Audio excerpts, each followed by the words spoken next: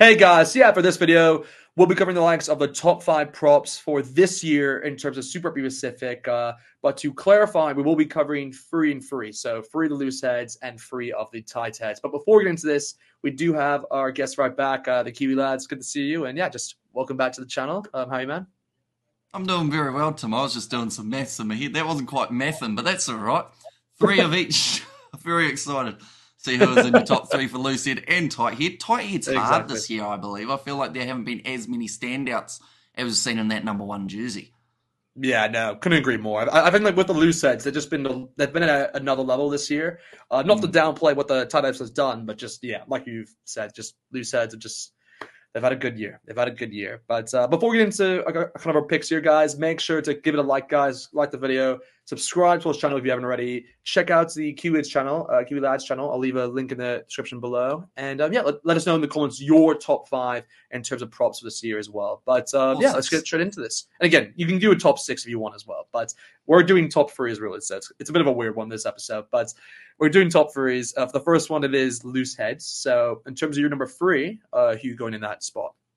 So for the loose head props, there was a lot of talent to pick between them. We got a few Yep. honourable mentions for the end, of course, but for me, the third best loose head prop in Super Rugby Pacific up till date, I have gone with Penny Ravai of the Reds. He's had 3 tries, he's had 9 defenders beaten, he's got a try assist as well, which is a rarity for a Yep. prop.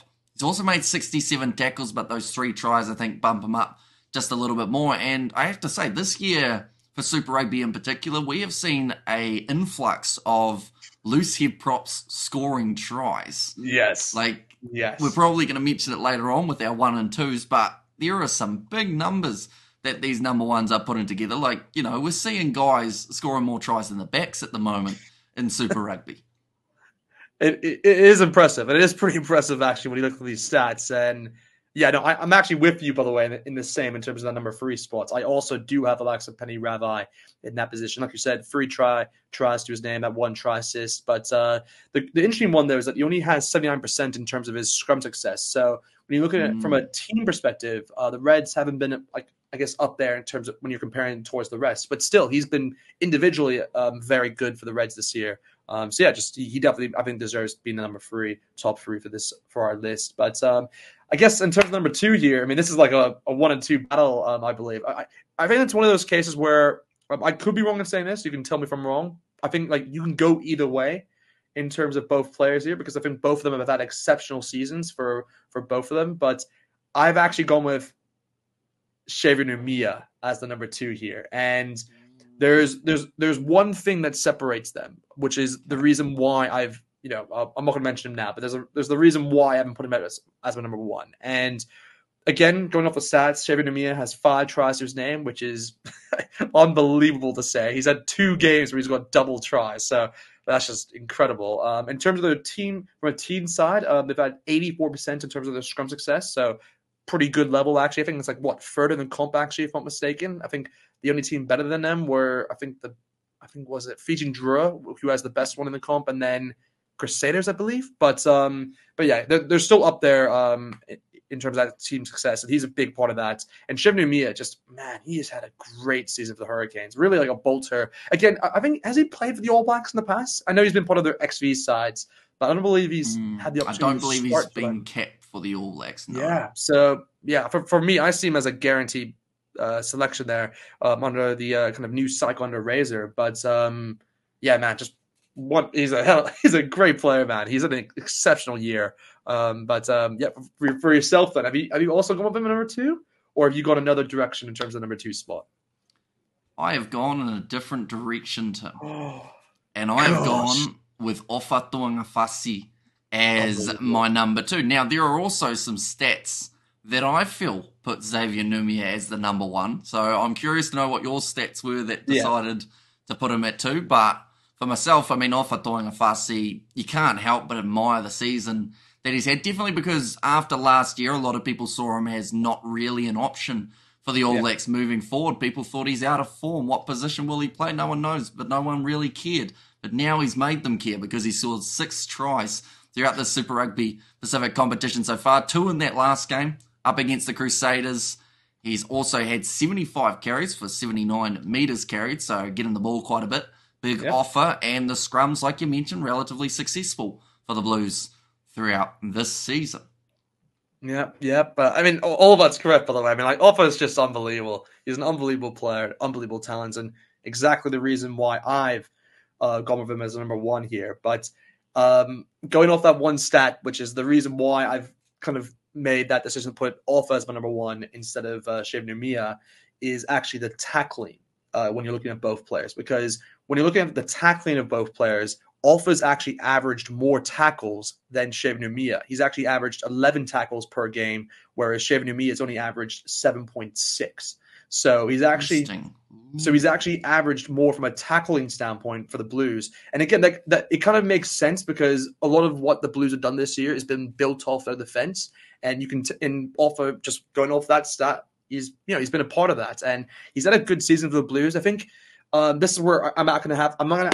I don't know the exact amount, but I believe he's missed only one game this year, if I'm not mistaken, off Fasi, whereas Shiv Namiya I don't think has missed any. So that's pretty impressive from both sides because Offa's obviously done well from his stats to have from one less game, but also Namiya's actually done very well because I believe he's come off the bench more times than Offa Fasi. So you can see he's been a better impact player than Offa. But yeah, that's the reason. That's the only reason why, by the way, I've gone with him over Shiv Numia because, like I said, there's not a lot that separates these two. Because you could also make the argument that Shiv Numia, from a meters standpoint, is like the best by a long shot in terms of like these loose sets. Because I think he's up there with like 20 meters gained. I think that's the average in terms of each game. So it's like it's impressive. It's pretty impressive for a prop. But yeah, for yourself then, what was the reason? Because of course I believe you have gone with Shiv Numia as number one. What's the reason why you've put him in that position? Well, Tim, I have 4 reasons why I have put him as the number one. First of all, of course, we've got those running meters, like you mentioned. Yeah. He's had 139. He's also had 12 less carries than Offa Tuangafasi, but he has got around that 60 more meters that he has been able to make. Another stat, which I'm very surprised you didn't mention, was the defenders beaten. Offa Tuangafasi, he has beaten 2. Xavier Numia, he has beaten 27 throughout this season so far. Another one is his offloading. He has managed to have 5 offloads along the way, so he's a very handy player in terms of being able to get that next pass away, keep the momentum going forward. And I know you mentioned the tackling and whatnot, and you mentioned how Offa Tuangafasi making more tackles per game, but Xavier Numia tackling at a 94% tackle completion, whereas Offa's only tackling at 87%. So of those 11 tackles he's making, he's probably missing 2 throughout a contest, whereas Xavier Numia, he's missing 1 at best, which is why I've put him at number 1 as the best number 1 in Super Rugby Pacific. I know, it's fair. There's no argument I can go against them, by the way, because like I said, both players are just incredible, and if both of them are not selected for the All Blacks, I'll be in shock. But again, moving away then from the loose heads, moving on towards the tight head props for this year. This is where, like we said beforehand, when you're looking at the, I guess from a stats standpoint, they're definitely not standing out as much as what we just talked about there from the loose heads. But going off towards your number 3, who have you selected at the number 3 spot for yourself? Well, Tim, at number 3, I have actually gone with Jeffrey Tuamanga-Allen, believe it or not. So I've actually got another Reds player. You'd think there was some bias there, wouldn't you? Although I think the only thing red about me at the moment is my face after not breathing about all those stats on Xavier Numia. But Tuamanga-Allen, he's got 2 tries. He's tackling at 95%, so actually a little bit higher than Xavier Numia, although only making the 71. And like you mentioned, like the Reds scrum's been struggling a little bit, but I don't think that's down necessarily completely to their props. I just feel like they've been outmatched in a lot of regards across the board. And yes, you should say in some regards the front row should be stable enough to be able to handle that kind of pressure. But when you're going up against sides like the Canes, the Drua, the Blues, it's always going to be an uphill battle. But I think those 2 tries, we haven't seen many 3s scoring tries throughout the season. Throughout my top 3 loose heads, there's bloody 14 tries amongst them. So, it's incredible. Just having 2 on the board. That's why I had to give Jeffrey Tuamanga-Allen a bit of a mention. No, it is impressive when you look at when you're comparing kind of both sides of that propping positions there. But yeah, for number three, however, I actually have gone with a different player to yourself here. I've actually gone Ooh. with Sefo Katai from the Brumbies. I believe he's actually had a pretty impressive year for them. Again, he's one of those players which maybe not a lot of people will know of, but he previously played for the Waratahs, and if you know back in the day, he played for the Chiefs as well. But he actually has had a good season for the Brumbies here. And again, you'd like to think that James Slipper, normally is the kind of go-to guy in terms of like who's been the best prop for them throughout the year from a consistent standpoint. But no, I'd actually say Cal Ty has actually been the better player, and he has one try to his name. In terms of the scrum success, it's definitely not in his favor, I will admit, because it's only at 73% in terms of their teams from that scrum side. So it's not going, I guess, in favor of that one. But I just feel like I got to give him props just because I think he's a player which wouldn't be mentioned as much when you're looking at the other kind of tight heads in his position when you're comparing the rest. Because I could have gone with a more obvious one if I wanted to here, which we'll mention going into the kind of honorable mentions. But I just felt he deserved that number three, and just going off a consistent season he's had, that's the reason why I've gone with him there. But yeah, I guess for my number two, though, this is where I've actually gone with my Blues, the Blues counterpart to Optional Fassi with Angus Talbot. And again, similar towards what you mentioned with Jeff Tomo Allen, he has 2 tries to his name, a pretty big one actually against the Hurricanes. It was a massive try actually because that was the kind of the decider really when you're looking at it in terms of the points in terms of that one. And he I believe got one over the Reds, if I'm not mistaken, as well. But he's a player which I honestly didn't think you'd have this type of season for the Blues because he's been a very unfortunate player with the injuries throughout the past. He actually had like a whole year where he wasn't even a part of Super Rugby. He was actually commentating for a bit, which is kind of cool to see because he definitely has a role, I believe, in that in the future because he's a good kind of character in that. But in terms of rugby, however, I just didn't know if you'd kind of go to that same level as what we saw previously. But now, Matt, he's had a really good season for the Blues. And again, that maybe comes down towards just being maybe in a new environment in terms of Auckland. But just something's kind of changed in him, I'd say, throughout this year. And I've been pretty impressed by him. So that's the reason why I put him out number two in terms of this top three. But it's a close decision, I'd say, in terms of these kind of one through three. But yourself, then, who have you gone with your number 2 spot? I've also got Angus Ta'ava, although I should mention, I feel like him with a little slash next to it and Marcel Renata. I feel like Renata's actually had a very good season alongside him, and those two backing each other up, I think, is what has also made the Blues quite strong at the front, because a lot of sides in the competition, you have your main guy, and then the other guy sometimes lets them down a little bit, but he's still very good. Whereas these two have kind of been just back and forth of you could put either of them in the starting lineup and the Blues will still find some success. So yeah, I've put him there at number 2, which I think is pretty reasonable, which I don't know if you'll say the same about my number 1 spot. I've gone a little bit of a dark horse, I know who you've gone with, by the way. I know exactly who you've gone with because it's one of those like where I wasn't sure if we should put him in this number 1 spot because of, I guess, the season they've had. Like, this is kind of maybe I'm not on the wrong. Maybe hopefully this is the player, but I will go to you first though. Who have you gone with your number 1 in terms of this tight end spot? So have you got the same bloke, or you got a different? No. So this is the reason why I haven't gone with him because of the season. But of course, just let us know who you gone with there. Okay, so number 1, I have gone with someone who for me is he's just a prop, isn't he? He's like in every sense of the word, he's more of a scrummaging prop than a running of the ball.